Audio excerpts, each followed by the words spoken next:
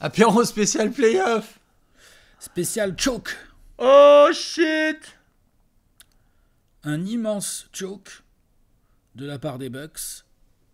Et, mine de rien, les Cavs, ils sont en train de passer en scred parce que derrière l'immensité du choke des Bucks et de la perf de Butler et tout ce que tu veux, bah là, les Cavs, ils sont en train d'essayer de passer en scred, mais non. Non.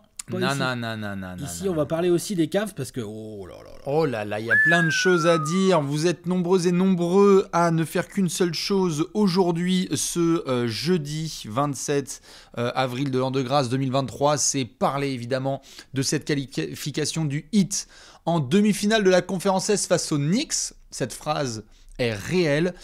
En intro, évidemment, tout de suite, on va poser les bases. Oui, il va y avoir du sang, il va y avoir des punchlines. On sait que vous aimez ça, hein. La commu Alex aime bien lorsqu'il y a des équipes qui se font éliminer parce que les vidéos react en sortie d'upset, c'est ça qui est bon. On aime bien défoncer. Oui, parce que là, on n'est pas sur de la simple élimination. Ah non. On est sur de l'humiliation. On est sur des équipes qui sont en vacances, alors que dans beaucoup de brackets, il y a un petit Cavs Bucks en demi-finale. Ah ouais, dans beaucoup de brackets, clairement. Dans le mien, dans le tien ? Dans le mien aussi, bien sûr. Ouais. Exactement. Du coup, soirée de fou qui a eu lieu ce mercredi 26 avril en NBA. Vous étiez nombreux et nombreux à être notamment avec Bibi, avec plein de monde sur Twitter, l'Oiseau Bleu. Il y a eu 4 matchs. On va laisser nos amis Lakers et Grizzlies de côté. Il y a 3-2 dans la série. Match immanquable ce vendredi au Staples Center. Fuck la Crypto.com Arena. Alex, il y a 3-2. On reparlera, hein, nos amis LeBron et Desmond Bain et Ja Morant. Mais il y a eu une belle réaction. Dans l'autre série aussi, enfin dans l'autre série de l'Ouest. Exactement. Exactement, côté Warriors Kings, on a enfin une victoire de Golden State à l'extérieur, première fois depuis au bon moment. Le passage du franc à l'euro, tout à fait.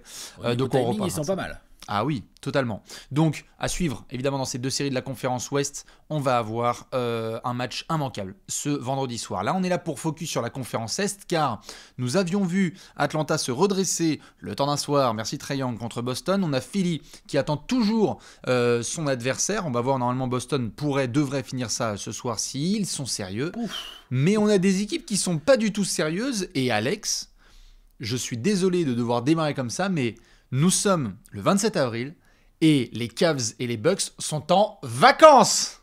En vacances, et la dernière série qui est encore en cours à l'Est, c'est Celtics Hawks. Parce que celle-là... Quinn Snyder est devant et n'est pas encore en vacances, alors que Donovan Mitchell et Rudy Gobert, oui. Voilà. Ça, c'est beau. Ouais. Ça, quand on nous l'aurait dit il y a 10 jours, on aurait fait d'accord. C'est ça, bien sûr. Bien sûr. Foutam de ma gueule, incroyable. On doit parler de plein de choses, évidemment, puisque les Knicks ont battu les Cavs hier soir sur le score de 106-95. Victoire de New York et donc qualification en demi.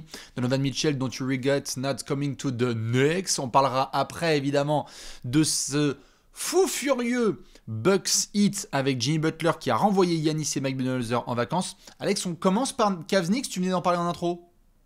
Comme tu veux, on commence dans le sens que tu veux, moi ça me va dans les deux cas. On va le faire dans le chronologique, puisque comme tu le disais, on a démarré la soirée, 1h du matin, tout le monde au Rocket Mortgage Center, pour pas dire Deep in the Queue, dans la Quicken Loans Arena de Cleveland. Il y avait 3-1, nous on avait vécu le match 4 avec les Knicks qui font le travail, et on avait fait une émission tous les deux où on se disait comment ça se passe le premier tour à l'Est, et moi j'étais plutôt confiant dans la capacité des Cavs à pouvoir revenir dans la série, et toi tu disais attention, non, les Knicks ils peuvent finir le travail. Ils ont fini le travail, et vraiment hyper sérieusement.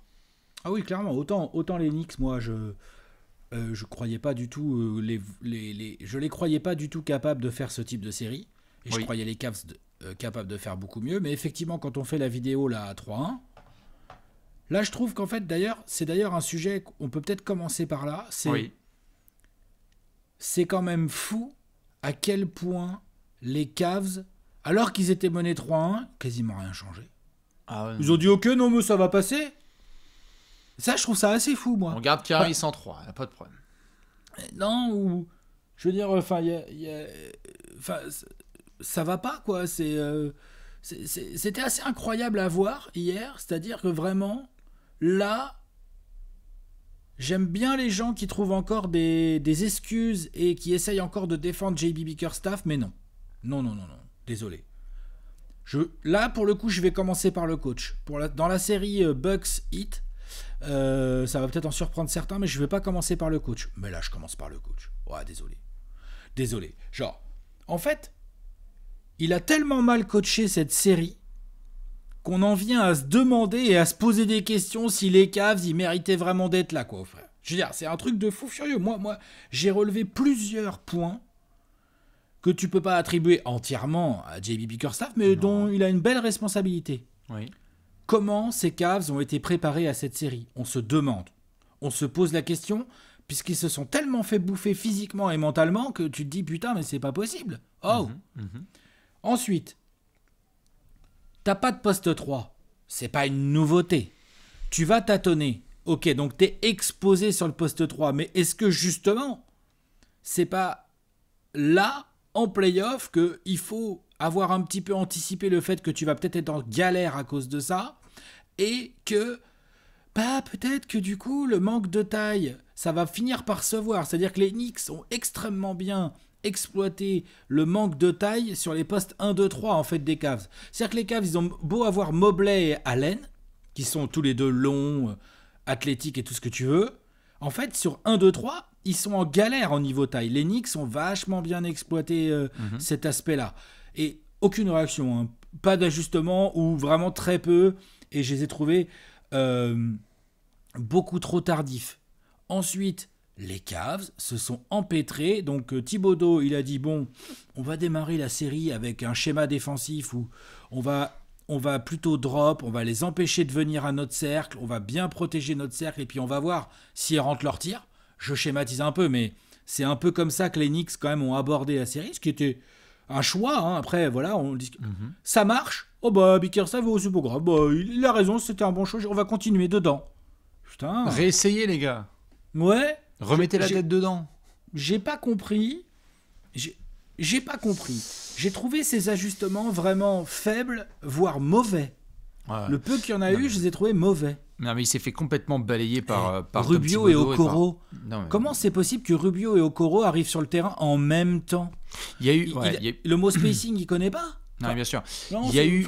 J'ai pas compris. Il y a eu de la part de Tom Thibodeau, on en parlait dans la vidéo, notamment en cours de série de premier tour, des vrais bons ajustements et capacités au sein même d'un match de faire la différence. On a vu aussi des différences de profondeur, parce qu'il y a les joueurs à utiliser, mais il y a aussi les joueurs en tel quel. C'est-à-dire que là, on le voit, série compliquée pour un Emmanuel Quickley. Hop, il sort de sa boîte au meilleur moment. C'est-à-dire que c'est le close-out game où il faut finir à l'extérieur que IQ retrouve des standards de 6e homme de l'année. Moi, ce qui m'a halluciné, en effet, il y a du JB Bickerstaff parce que c'était flagrant. Il n'y a pas besoin de regarder du basket tous les soirs jusqu'à 7h du mat pour voir que je valide ton premier point, c'est des joueurs qui ont été un petit peu laissés, selon moi, un peu à l'abandon, n'ayant pas de solution par rapport à ce qui leur était imposé et ce qui leur a été apporté par leur adversaire, en l'occurrence les Knicks. Donc, il y a cet aspect-là. Il y avait énormément aussi de situations d'isolation. On s'est retrouvé avec des Donovan Mitchell qui devaient créer, des Caris LeVert qui devaient être en surutilisation en fait par rapport à leur capacité réelle.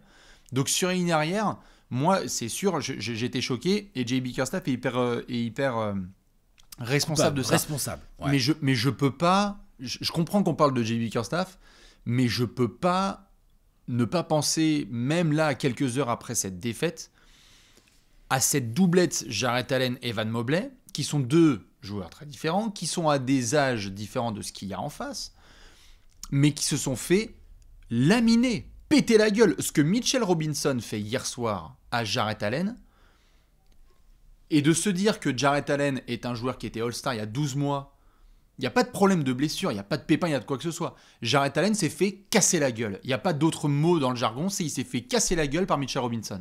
Mitchell Robinson était en conférence de presse et il s'éclatait en disant « Oh putain, j'ai pris 18 rebonds, dont 11 offensifs. 11 rebonds offensifs !» Mais bien sûr. C'est-à-dire que sur les intérieurs, juste pour finir, il y a évidemment, on va parler de JB Bickerstaff, mais ces garçons-là, Jarrett Allen s'est exprimé en disant notamment que, pour reprendre une expression dont on a parlé dans les previews, la lumière était très très puissante. Ah, c'est sûr que pour lui, ça a été une découverte. Et pour Evan Mobley aussi, où on a vu la marge de travail qu'il doit y avoir encore. On va savoir, Mitchell Robinson, c'est pas non plus un habitué des playoffs. Faut pas non plus. Exactement. Mais pour Jarrett Allen, il était en mode genre. Tout à fait. Mais il a fait le taf, exactement. Et pourtant, il nous a montré parfois que c'était dur. Pour Evan Mobley, qui a été glorifié dans tous les sens, adoubé par Giannis, par KD, par Joel Embiid et par toute la clique et toute la Cavs Nation, évidemment, on a vu aussi les limites et les axes de travail sur lesquels ils vont devoir se concentrer cet été. Le secteur intérieur, de tous les secteurs, je pensais pas que les Cavs se feraient autant péter la gueule. Alors ça, moi, jamais. Et on peut remettre ça sur JB Bickerstaff, mais je t'avoue, je sais pas ce que t'en penses, mais la peinture, mais c'est un truc de ouf. T'en as forcément un peu pour JB Bickerstaff, j'arrive sur les joueurs. Hein. T'en as forcément un peu sur JB Bickerstaff, puisque normalement, ce que je qualifierais de un vrai coach aurait dû se poser la question au moins, putain, mais dès qu'il y a qu'un partout chez toi, tu vois que Robinson, il est trop chaud et que c'est compliqué. Donc du coup, tu vois que ça marche pas avec tes deux intérieurs. Mais le problème, c'est qu'en plus, avec tes deux intérieurs, t'es embêté pour tout le reste du jeu. Donc notamment ton spacing. Tout à fait. Donc normalement, un vrai coach, pour moi, ça fait genre, ok, bon, Jarrett Allen, Evan Mobley, désolé les poteaux. Vous pouvez pas changer. Il y en a un qui va commencer les matchs sur le banc. Exactement. J'exagère peut-être un peu, mais il y en a un qui va très très vite aller sur le banc dès le premier quart. Et après, on va organiser une petite rotation. Et là, tu dis à Osman, Okoro, les gros. Wade de jouer en 4 et tu te démerdes. Voilà, et tu dis les gars, en plus, parce que dis donc, on parle que de Mitchell Robinson, mais en plus, putain, Randle, il est blessé en plus. Non, mais il est diminué, c'est-à-dire que les Cavs ont perdu la face aux Knicks. Ils ont même pas perdu, entre guillemets, face à ce que j'appellerais des full Knicks. Randle, il marque moins de points qu'RJ Barrett sur cette série. Il marque 15 points par match ou un truc comme ça. Donc, il a dû quitter d'ailleurs ce match-là, en cours de match. Mais il est blessé à la cheville. Et d'ailleurs, c'est une inquiétude. On va faire une preview, évidemment. Bien sûr, on parlera des Knicks. De ce choc Knicks-Heat qui sent bon la fin des années 90. Mais si tu veux, ça vraiment, moi, c'est pour ça que j'en veux un peu à JB Bickerstaff. J'en veux, c'est un grand mot, mais j'ai envie de lui mettre ses responsabilités parce que je pense que là-dessus, il a pas tenté des choses alors que t'as pas de poste 3 de toute façon, donc autant y aller, autant faire des trucs. Et ça, c'est le premier point. Mais par contre, je te rejoins complètement sur le côté les joueurs d'une manière générale, au-delà même des intérieurs. C'est comment le leadership de Donovan Mitchell, du coup, pardon, Bastien, juste? C'est comment que ça se passe? Il y a eu du gros soupir et des regards et des body language de Donovan Mitchell que moi je n'ai pas compris. Il y a eu des séquences sur le match d'hier soir où je voyais Donovan Mitchell et je me disais, il a pas du tout. C'était hyper flagrant de voir, merci la NBA, qu'on avait deux matchs à la fois. Il y avait celui-là et en même temps, très très tôt, il y avait celui des Grizzlies. Les Grizzlies étaient menés 3-1. Desmond Bane et Ja Morant, ils avaient une attitude de il n'y a aucun scénario. Ils ont envoyé quoi. Exactement. Il n'y a aucun scénario dans lequel au moins on ne se bat pas. T'es à la maison. Tout à fait. À la maison. Tout à fait. Il sort d'une saison où on a dit combien de votes il va avoir pour le MVP de Donovan Mitchell. Oh non, honnêtement, on peut pas du tout. Je suis complètement d'accord avec toi. On ne peut pas tout mettre sur JB Bickerstaff puisque déjà physiquement et mentalement, Jarrett Allen et Evan Mobley se sont fait broyer par Mitchell Robinson, même par Obi Toppin. Bien sûr, tu parlais d'ajustement, Obi Toppin rentrait dans le truc. Tiens, justement, non mais attends, on arrive après, parce que justement c'est pour ça que je reviens après, je fais ma boucle avec Bickerstaff. Je t'en prie. Mais oui, aussi, Donovan Mitchell, genre, je sais pas, genre, par exemple, donc, tu vois que tes tirs rentrent pas, que ça croque, il y a des matchs où t'es en galère, je sais pas, prends tes responsabilités, défends dur, envoie du sale, drive-moi vers ce cercle, je ne sais pas en fait, fais quelque chose, tente quelque chose.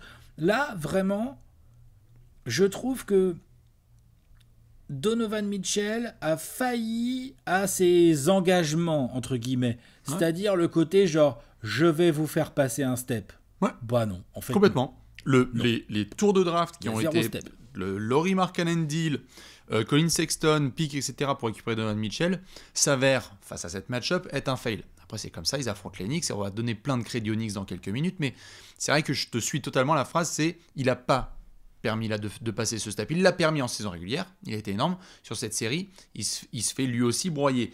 Et offensivement et défensivement, parce qu'on parle beaucoup du manque de réussite de Donovan Mitchell. Moi, j'étais complètement halluciné de voir que dans un match comme ça... Exactement, moi j'ai vu des close-out où je me dis, mais t'es en NBA depuis avant-hier. Parce que quand il reste 5-6 secondes sur HD 24, que tu sais pas où est ton joueur, il est dans ton dos, et qu'en fait c'est du Josh Hart ou d'autres, et qu'en fait à la moindre feinte tu sautes, tu crées des décalages. Donc après on va dire quoi? Que c'est la faute des intérieurs parce qu'ils doivent faire les rotations. Mais le problème c'est que si ton premier rideau c'est nimp, combien de fois on a été attaqué Rudy là-dessus à Utah? Déjà du temps de Utah, exactement. Exactement, on était là en mode genre tiens un scénario qui revient. Donc hyper déçu. Il y a du JB, il y a du manque de banc, il y a du gros travail avec Kobe Altman cet été. Alex, je te posais la question dans le dernier apéro. Moi, j'ai pas le sentiment que là, les Cavs vont virer JB Bickerstaff. Est-ce que tu penses qu'on peut être, entre guillemets, surpris? Ouais. Toi, tu penses qu'il va être viré? Ah ben, je pense qu'il faut. Alors, oui, il faut, oui, mais est-ce qu'il y va? Hein. Moi, je pense qu'il faut, mais est-ce qu'il y va? Moi, je pense que tu peux pas. Ouais, moi, je pense qu'il va, ouais, je l'espère et je le pense. J'ai l'impression qu'il va rester, hein, putain. Ah ouais? Ouais. Parce qu'en fait, et c'est tout con, hein, mais en fait, tout au long de la saison, et tu le disais d'ailleurs, hein, on en a parlé il y a 2 jours, tout au long de la saison régulière, il y a eu des votes dans le coach de l'année, il y a eu toute une narrative autour d'un mec qui gère bien son effectif, où les mecs étaient contents dans leur développement, qui font une saison régulière à 50. Le coach les fait pas chier, puis surtout il fait pas d'ajustement. Exactement. Mais donc, et il a été prolongé il y a 1 an et demi, donc moi je me pose juste la question, je pense que tout le monde... quasi, hein, est d'accord sur le fait qu'il doit être envoyé. Mais je ne sais pas, et je veux bien l'avis des fans des Cavs, si Kobe Altman va avoir les balls de se dire « Attends, fais voir là sur le market, en fait, il y a quoi? Budenholzer, il est disponible ou pas ?» Parce qu'il y a peut-être 2-3 gars à pouvoir chercher ailleurs. Budenholzer, il pourrait être disponible. Hein. Moi, perso, je pense qu'il va être viré, mais bon, s'ils ont envie de le garder, pour moi, c'est une erreur. Sur 2 plans. C'est le côté, les joueurs sont contents de leur coach. Qu'est-ce que c'est que ces conneries? Doucement sur les players coach. Là, on a quand même vu, ils sont contents, ils sont surtout en vacances, là. Donc, bof. Et moi, j'aurais 2 chantiers pour Kobe Altman. Le premier qui me paraît, de mon point de vue, évident, c'est JB Bickerstaff. Ok, ah ouais, il lui reste tant d'années, ok, c'est un peu cher, c'est pas grave. Chèque, tu dégages. Je veux plus te voir en Ohio. Le deuxième, c'est de... Et là, je suis moins catégorique, mais c'est de se poser la question. Est-ce qu'il vaut mieux avoir Mobley Allen dans la raquette ou est-ce qu'il vaut mieux miser sur le potentiel de Mobley et avoir un poste 3? C'est la question que tu as posée il y a 2 jours et où je t'ai dit oui, le poste 3 doit être la solution numéro 1 à devoir régler parce que là c'est bien, ils ont une rotation au poste 3, ça n'a pas sa place en play-off, enfin, je veux dire du tout. Pas du tout. Il y a du banc, après... On a eu pas mal aussi de fans des Cavs qui nous ont dit oui, quand même, c'est année 1 du projet, Donovan Mitchell, etc. Ouais, c'est vrai. Mais en même temps, on les connaît les fenêtres de tir. Hein. Tout à fait. Et puis, factuellement, on peut dire ça, mais je crois pas que tu dis à Kobe Altman, il y a 8 mois, après tous les moves et les montagnes qu'il a soulevés, au fait, je te donne juste un premier tour de playoff, hein. Ça te va? Nickel. Il signe jamais. Jamais. Ouais, et puis il y a un autre problème, je suis d'accord, c'est que année 1, par contre, tu t'es fait péter la gueule. C'est pas genre ils ont perdu en demi-de-conf contre le Heat qui vient de sortir les Bucks, qui est en feu avec Butler, ils défendent trop bien, c'est tactique, les Cavs se battent bien, bon en demi-de-conf t'as perdu. Non, là tu t'es fait péter la gueule au premier tour par les Knicks alors que t'avais l'avantage du terrain. Les Knicks ils sont arrivés, ils ont fait on va vous jouer comme ça, vous avez quoi à répondre les gars? Ils avaient rien à répondre, ils avaient rien. Donc oui année 1, mais dis donc c'est le genre d'année 1 où t'as peut-être pas envie qu'il y ait une année 2. Bah, on verra. C'est ce genre d'année 1 pour moi. Ouais, je reverrai les 30 prix en 30 jours parce qu'il y avait notamment cette notion de prolongation contractuelle de Donovan Mitchell à Utah avant d'être transféré. Et donc l'idée c'était de très très vite séduire Donovan Mitchell pour lui montrer qu'en fait c'est ici l'avenir. C'est là que ça se passe parce que Donovan Mitchell, un jour il va devenir agent libre et on verra aussi, parce que c'était pas sa décision d'être à Cleveland. Sa décision c'était d'être transféré. Non, mais il avait l'air content quand même. Et il était parfaitement content, mais on le sait, avec ce genre de joueurs, il faut leur montrer que c'est là que ça se passe. Ça passe par, comme tu le dis, un changement de coach et d'autres choses.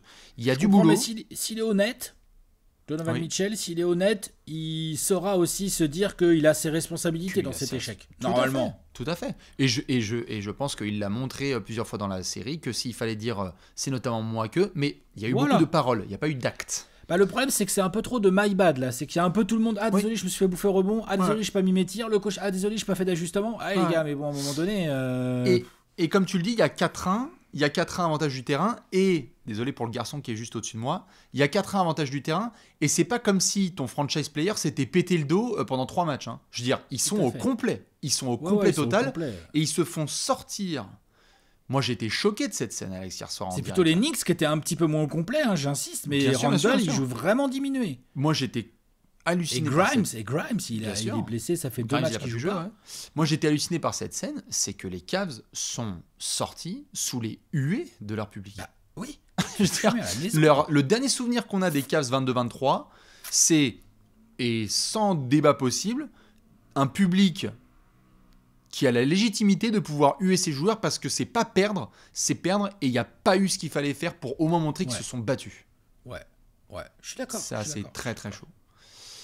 Côté Knicks, comme tu l'as dit, on va y revenir. Oui, les Knicks, on va parler d'eux vu qu'on a une preview à faire de demi-finale de conf, bien sûr, comme c'était prévu. On fera le Knicks Heat. Et le Miami, nous avons New York et Miami en demi de conf. Nous avons le Pat Riley-Ico dont on parlera dans quelques heures. Mais bravo évidemment aux fans des Knicks, puisque là c'est la liesse, c'est la joie, ils ont fait le travail. Moi je suis le premier à le faire, Alex, sur les réseaux sociaux. My bad, parce que je pense qu'il y a eu des previews qui ont été tournées, et notamment celle de cette série, où j'avais clairement sous-estimé les Knicks dans leur capacité à aussi bien s'ajuster et faire le boulot. Là, ils ont vraiment été séduisants. Donc, chapeau aux fans des Knicks et à ceux qui avaient dit que les Knicks iraient en demi, puisque toi et moi, on avait mis Cavs. Simon aussi, il avait mis Cavs, je crois. Je crois, ouais. Je crois. On va voir si New York peut peut-être aller en finale de conférence. Cette phrase est extraordinaire. Maintenant, on va passer au steak.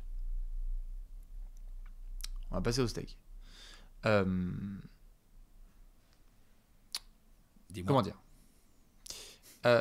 j'ai besoin de passer par un sas de décompression avant de parler des Bucks et du Heat, si ça te va.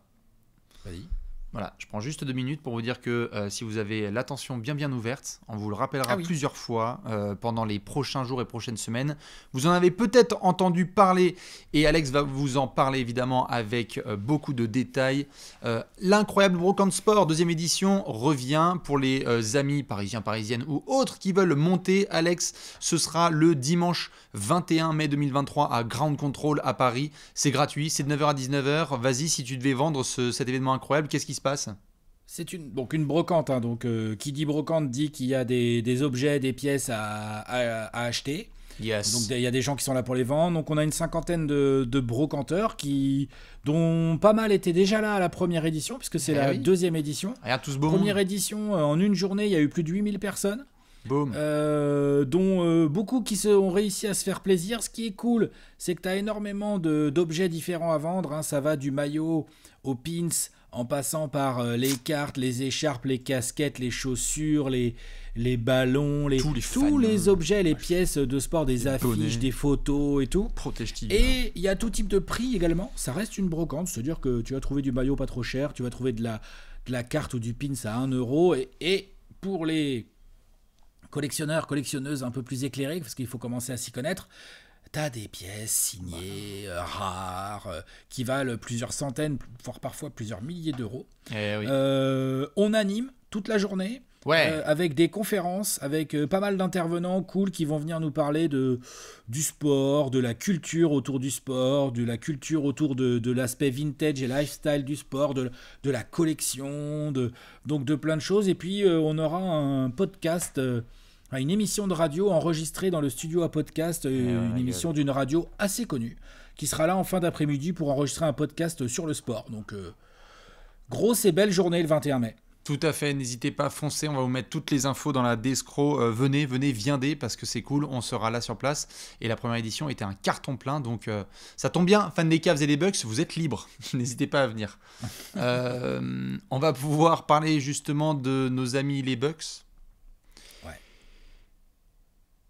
Parce que les Cavs ont pris le spotlight pendant 1 heure. Ce mercredi soir. Moi, j'étais sur Twitter en train de m'amuser à envoyer ces conneries. Et puis, on voyait Ja Morant, Desmond Bane qui font le travail, les Grizzlies qui reviennent à 3-2, les Cavs qui sont en vacances, les Knicks, bravo. Donc là, beaucoup de Don't You Regret Not Coming to the Knicks, Spida, etc. On était nombreux à penser que de toutes les équipes qui étaient menées, les Bucks étaient le plus capables de faire une potentielle remontada. On a montré les sondages. Tu as montré le tien, j'ai montré le mien. D'ailleurs, pendant 3 quarts et demi, ils étaient au moins en train de se positionner pour un 3-2. Tout à fait. On avait vu le match de zinzin de Jimmy Butler à 56 points pour mener 3-1. On avait un Heat qui avait une mission. D'ailleurs, je le tweetais à la mi-temps, c'était « Tu restes à proximité ». Parce que si tu restes à proximité, tu peux te retrouver dans un money time. Et un money time de ces Bucks-là, ça peut partir dans tous les sens. Et qu'est-ce qui s'est passé ? Bis repetita, 10 points d'avance à 5 minutes de la fin, et les Bucks ont explosé en plein vol. Ils ont explosé. Ils ont choke, ils ont fait un immense choke. Cette fin de match, je ne sais pas si vous avez la possibilité de vous faire le replay, mais j'étais sur le cul, Alex. Parce qu'on va donner du crédit au Heat, hein. Mais des joueurs qui se connaissent depuis longtemps, effectifs qui a tout connu, joueurs de qualité, vétérans, la totale, et des mecs font des erreurs aussi graves, je veux dire des mains qui glissent, des je te rends la balle, des fautes atroces, des manques de temps mort. J'avais l'impression de voir des enfants qui découvraient cette scène. C'était hallucinant, le finish des Bucks. Même la dernière action. Non, mais attends. Ça n'existe pas. Pas la dernière action, pardon. L'action pour égaliser, pour aller en prolongation. Jimmy Butler doit pas recevoir cette passe. Alors oui, il pousse Connaughton, mais qu'est-ce qu'on s'en tape? On s'en tape. Il doit pas la recevoir, point barre. Bon, et voilà, et c'était qu'un symptôme. Et puis, enfin, on va commencer par le début, par Giannis. Franchement. Moi, je l'adore, hein, c'est un secret pour personne. Hein. Mais quel choke. Quel choke immense. Le quatrième quart-temps, là, c'est très très violent pour Giannis. Alors oui, toujours auréolé de j'ai mal au dos, etc. Hein, quand même. Oui, non, mais d'accord, bien sûr, oui. Ah non, mais attends, il joue blessé ou diminué ou comme vous voulez, mais c'est une demi-excuse, on va dire ça comme ça. Enfin, je veux dire, j'ai même pas trop envie de rester trop longtemps là-dessus. Oh, oui, c'est clair, mais il a quand même été capable de prendre 20 rebonds et de cloquer 38 points. Donc, ok, il était diminué, ok, il était en galère, et bien sûr, il a joué en serrant les dents, oui, mais il a choke. Et notamment, avec des erreurs, comme tu viens de les décrire, des erreurs de débutants, des erreurs de concentration, en fait, des erreurs de concentration et tout, et les lancer. Bon. Dans un match aussi serré, t'es à 10 sur 23 au lancer. Désolé, c'est indéfendable. C'est indéfendable, même pour les gens comme moi qui ont une estime, très très haute de Giannis Antetokounmpo. Donc pour moi, il a cette demi-excuse de la blessure, mais en fait, il n'a pas d'excuse. Non, mais exactement. Moi, je le mentionne parce que c'est pour éviter, tu sais, le commentaire. Non, mais c'est parce que c'est réel. C'est réel. En fait, il est blessé. On a tous vu la chute. Il a raté 2 matchs. Après, il est revenu. Son équipe était menée 2-1. Ils en perdent 2 avec lui. Enfin, il a mal et tout. Il se déplace pas comme d'habitude. On est d'accord. Mais le quatrième quart il s'est enfoncé dans le Giannis Wall. Mm-hmm. Tu te rappelles, j'en avais parlé, c'était mon point, je crois que c'était mon point tactico de cette série quand on a fait la preview. J'ai dit jusqu'à quel point le Heat a les moyens et les bonhommes pour bâtir un nouveau Giannis Wall. Moi, j'avais la sensation qu'ils n'en avaient pas trop les moyens. Déjà, ils m'ont prouvé que si. Et surtout, je me disais, Giannis, il gère ça mieux. D'ailleurs, le match où ils perdent, le match d'avant, ça m'avait un peu rassuré, non, parce que c'était une défaite, mais je m'étais dit, il a quand même envoyé 13 passes d'ess, il a été malin, il sait pas trop, et je me disais, bon, si Jrue et Middleton peuvent rentrer un peu plus de tirs, en fait, les Bucks, ils sont là, ils sont en position. D'ailleurs, pendant ce match, ils sont là, ils sont en position, ils sont devant, leur public pousse. C'est un choke monumental. Et Giannis est en tête de ce choke, il s'est chié dessus. Voilà. Pas de 2 poids 2 mesures, hein. On l'a dit, hein, pour les stars, même celles qu'on peut le plus apprécier ou le plus estimer, il s'est chié dessus. Donc ça veut dire que lorsque tu perds un match de 2 points et en overtime, 7 ballons perdus, 10 sur 23 au lancer, c'est impardonnable. C'est impardonnable. On a vu un quatrième quart-temps. Des erreurs en défense aussi. Tout à fait. Où on a vu dans le quatrième quart-temps, j'étais replongé dans les années 2017-2020. Où en fait on avait... Oui, juste avant le titre, on va dire. Tout à fait. Et on va redonner du crédit. Hein. On va faire comme on a fait avec Knicks Cavs. Le quatrième carton de Bam Adebayo est extraordinaire. Le quatrième carton du Heat en général. Tout à fait. Mais alors Adebayo... Parce que Butler est monstrueux aussi. Hein. Tout à fait. Mais Adebayo... Et même Caleb Martin. Hein. Oui, bien sûr. Mais Adebayo, ce qu'il a fait défensivement et dans tous les secteurs du jeu dans ce quatrième carton, c'était épique. Mais donc, Giannis force... tête baissée, prend des shoots où il n'est pas en rythme et où tu vois que la balle, c'est une patate chaude. Ou au lancer, c'est trop court. Où il y a des jump balls remportés par certains et parce qu'il n'est pas confiant notamment au lancer, tu sais, il y a un moment, il y a quasi une perte de balle. Il faut que Middleton aille sauver le ballon dans le public parce que Giannis, une fois qu'il y a eu l'entre-deux qui a été gagné, il relâche la balle pour Middleton, il fait genre, vas-y, en fait, prends-la, quoi. Moi, j'étais halluciné Ah non, de voir ça enfer. parce que pour des joueurs qui ont tout connu en 2021 et qui nous ont donné ce sentiment d'assurance, on a beaucoup plus parlé de et si Middleton était là face aux Celtics l'année dernière que une équipe de Bah, types qui fonce dans le Les mur. Bucks de l'année dernière sans Middleton m'ont fait meilleure impression que ceux-là. Bah, bien sûr. Et là, il commence ça y est, à avoir des extraits qui sortent de Eric Nehm et tous les insiders côté Bucks de le sentiment de peur et de moins de confiance qu'il y avait dans ce groupe. Mais alors, si on étale une tartine pour JB Bickerstaff, j'espère que tu as prévu ton meilleur couteau pour Mike Budenholzer. Parce que franchement, les erreurs faites par Mike Budenholzer, où tu as l'impression que le mec, il a une collection de pogs et de temps mort. Qu'est-ce qu'il fait, Mike Budenholzer ? Qu'est-ce que tu fais dans cette séquence à ne pas utiliser tes temps morts et à te faire malmener par Spoelstra comme ça ? Malmené, mais c'est gentil. Spoelstra, il l'a défoncé comme toujours d'ailleurs presque.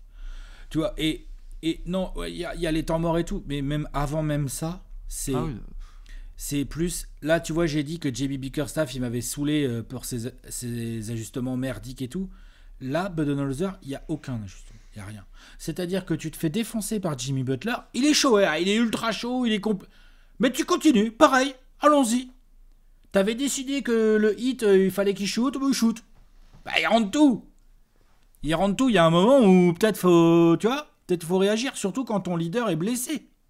Donc, le côté aucune adaptation défensive de Budenholzer du je joue comme ça et puis c'est tout, ça va passer, c'est insupportable. Le bad ball, ouais.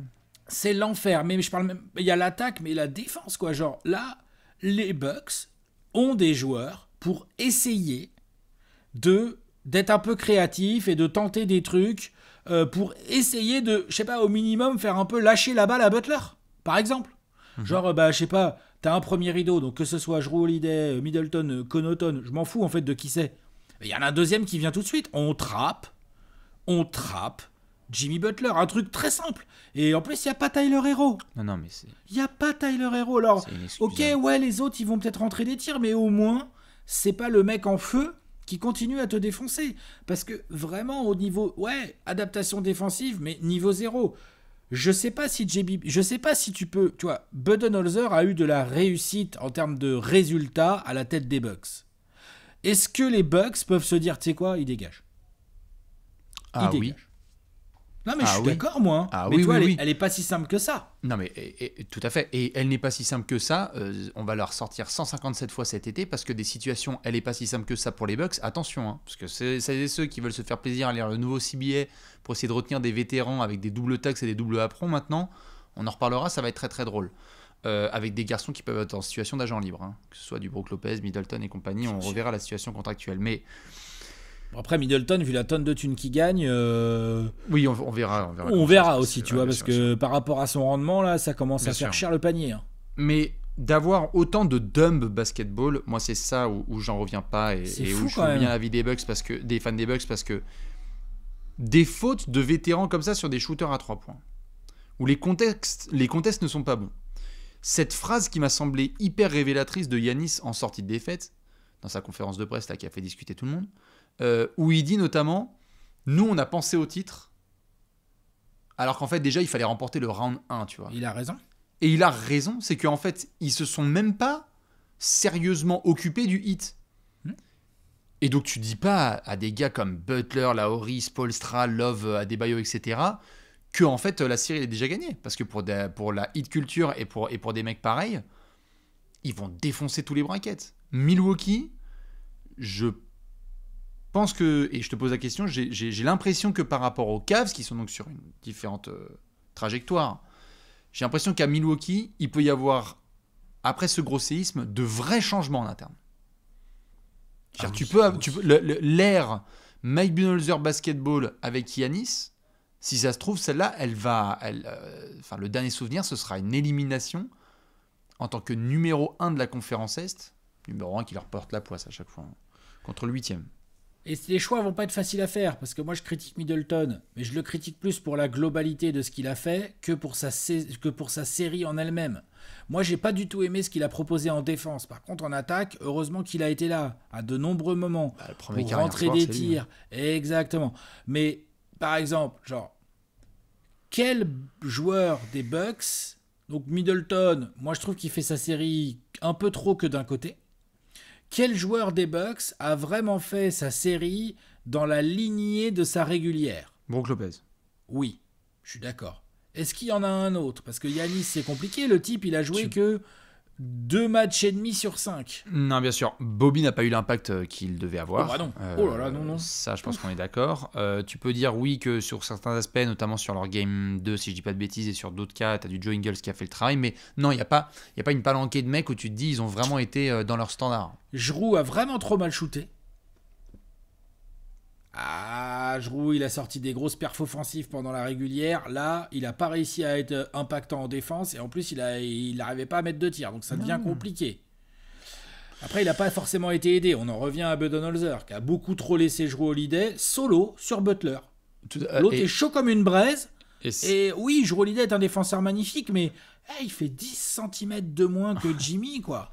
Après, je sais pas si c'est 10. Ouais, peut-être pas 10. Non, mais bien sûr, mais je vois ce que tu veux dire. Mais genre, il est plus petit. Dans la continuité de ce que tu disais, conférence de presse de Giannis en sortie de défaite, question, est-ce que vous auriez aimé défendre sur Jimmy Butler? Oui, j'aurais bien aimé, mais ce sont des décisions qui reviennent au coach. Moi, ça m'a semblé hyper révélateur, ça aussi, parce qu'il a dit que Jrue Holiday était un mec hyper compétitif, qui voulait la match-up avec Jimmy Butler, que c'était dans les plans 2, ok, mais ajuste, frérot, ajuste, on y va, ajuste, let's go. Quand tu prends la sauce comme ça, tu dois forcément doubler. Let's go. Moi, j'ai halluciné que ça double pas. Qu'est-ce que c'est que ces conneries? T'attends d'en prendre combien? T'attends d'en prendre 200? Tu veux prendre une Will Chamberlain, c'est ça? Mais tout à fait, et d'ailleurs, Jimmy Butler, dans le temps réglementaire, il a une balle à un moment de match là où il prend un shoot sur Brook Lopez qui peut complètement assassiner les Bucks. Il n'y a pas de double, il double pas. Il y a pas de, enfin, la planète entière sait que Jimmy Butler est le mec le plus bouillant de la région et même de l'hémisphère nord. Ouais. Mais on va le laisser balle en main. Ouais. Au calme, en 1 contre 1. Il y a pas de problème. C'est incroyable. Moi j'ai halluciné là-dessus, vraiment. Surtout qu'en plus je te dis, ils ont les joueurs pour. Enfin, je veux dire. Coach et joueur pour. Enfin, c'est pas. Et tu peux demander à Middleton de venir trap, à Grayson Allen si c'est lui qui est sur le terrain. Je m'en fous qui c'est. Ils ont que des joueurs qui peuvent le faire en fait. Et qui sont capables. Bien sûr. Et qui sont capables derrière avec des Giannis et des Brook Lopez. Il y a vraiment des mecs qui ont des capacités de recover et de close out très sérieuses. Il y a de la protection de cercle. Tu peux doubler haut. Et non. Non, tu laisses Jimmy Butler te défoncer. Alors l'autre, attention, il s'en est donné à cœur joie, il a joué à un niveau absolument stratosphérique. Incroyable. Je remets pas du tout ça en question. Je dis juste que tu pouvais peut-être en prendre un tout petit peu moins. Un tout petit peu moins en fait. Le tout petit peu moins qui fait que tu gagnes le match et que tu te donnes une petite chance. Un énorme manque de sérieux des Bucks. J'ai pas compris. De la part d'une équipe qui a été sérieuse à tant de reprises, ces 2 soirs de suite. Pourquoi il est au placard là? Il a été changé contre 3 va me dire il peut plus jouer et tout. Moi, je comprends pas pourquoi. Non. Ça sert à quoi de le faire venir? C'est pour pas le sortir de ta rotation quand t'es dans la merde en plus. Tout à fait. Ou en tout cas, ça sert à quoi de lâcher des seconds tours de draft à tour de bras pour avoir Jake Crowder et en fait pas le prendre? Ouais, bien sûr. J'ai pas. Non, vraiment. Effectivement, moi je trouve que vraiment Giannis, vraiment c'est chier de ouf. Et ok, il était un peu blessé, mais non, il s'est chié de ouf. Ça me Même si je trouve que le message qu'il veut faire passer en conférence de presse, même si pas mal de gens ont dit échec. Peut-être faut mettre un peu de nuance et essayer d'écouter ce que Giannis essaye de dire aussi à ce moment-là. Moi, c'est mon avis, mais bon, visiblement, les nuances. Non, mais on peut en parler. Il n'y a pas le droit d'en avoir. Ouais, mais on peut en parler si tu veux de cette conf. C'est vrai. Oui. Moi j'apprécie ce côté de Giannis. Il se défile pas. Tu sens qu'il est ultra vénère par cette défaite, qu'il s'en veut à lui et qu'il en veut sûrement à ses coéquipiers, son coach. Enfin, j'en sais rien. Enfin, après, c'est l'histoire de groupe qui les regarde. Il se fait poser une question normale. Il y répond en essayant d'expliquer un point de vue. On peut être d'accord, pas d'accord et tout, mais je trouve ça intéressant ce qu'il raconte. Oui. Et comment il le raconte. Et en gros, il est un peu dans... Je l'ai vu passer, là, la citation de Nelson Mandela, là. En gros, qu'est-ce qu'il dit? Il dit « Je perds jamais, soit je gagne, soit j'apprends ». Oui, voilà. Un truc comme ça. Bien sûr. Il est dans ce délire-là, il est dans ce truc, et c'est quelque chose que je trouve de très respectable. C'est louable, mais non, j'ai vu plein de gens être là en train de dire c'est une merde, c'est un échec, qu'est-ce qu'il essaie de se dédouaner? Moi, je trouve pas qu'il essaie de se dédouaner, ça m'énerve. Le manque de nuances, j'avoue, commence à me peser très fort. De plus en plus. Non, mais là, dans ces playoffs, je trouve qu'on atteint des niveaux très assez catastrophiques. Je suis assez d'accord. Moi, j'ai bien aimé t'entendre dire ça parce que, pareil, je me disais, tu vois, moi, par exemple, j'ai dû séquencer le truc pour y foutre les sous-titres en me disant, genre, attends, qu'est-ce qu'on envoie comme message? Parce qu'en même temps, il faut filer ça pour que les gens puissent se faire le même avis. Et en même temps, je me disais, on a le droit de pas croire que c'est tout noir, tout blanc. On peut dire, ce type, parce que c'est souvent tout noir, tout blanc, comme tu disais, il n'y a pas de nuance. On a le droit aussi de dire, ce type a une bonne mentalité. Il répond de manière, pour moi, exceptionnelle après avoir été pointé du doigt et avoir vécu un cauchemar il y a un quart d'heure. Je veux dire, tu sens qu'il boue intérieurement. Tout à fait. Mais d'avoir les reins, d'avoir la réponse. Péter la table. Il a envie de péter la table. Tout à fait. Ça se voit, mais d'avoir la capacité de faire la réponse qu'il fait après ce qui vient de se passer, moi, je trouve ça exceptionnel. Mais par contre, c'est pas parce qu'on pense ça que du coup, on doit être 100% d'accord et ne pas pouvoir dire. Non. Attends, c'est quand même. Tu peux dire que la saison n'est pas un échec et que ce sont des apprentissages, mais tu peux quand même dire cette série est un putain d'échec. C'est un échec avec un E et même majuscule. Moi, j'ai dit l'analogie avec Jordan. Je vois ce qu'il veut dire, mais je la partage pas vraiment en fait complètement. Tu vois, genre. Mais bien sûr. Mais voilà, il essaye d'exprimer un truc intéressant après une défaite, ce qui est jamais vraiment évident. Ceci étant dit, sur le terrain, Yanis n'a pas répondu. Yanis s'est chié dessus. Et oui, il avait mal au dos, mais non, désolé mon pote. Les lancers, c'est pas comme si d'habitude il mettait ses lancers, tu vois ce que je veux dire? Ouais, bien sûr. Là, il avait mal parce que tu vois, genre, si à la limite le mec d'habitude il tourne trop bien au lancer, au shoot, et là il avait mal au dos, donc du coup il a raté des lancers cruciaux et tout. Mais là, Yanis, il shoot moins bien que moi au lancer de loin, quoi. Bien sûr. Donc c'est pas bien ça. Tout à fait. Et puis on met Yanis aussi sur un piédestal qui est celui qu'il désire, qui est celui qu'il assumera peut-être à la fin de sa carrière. On parle de lui comme un des meilleurs ailiers forts de l'histoire de ce jeu. On espère qu'il va faire une grande carrière. On sent qu'il peut continuer à défoncer du monde.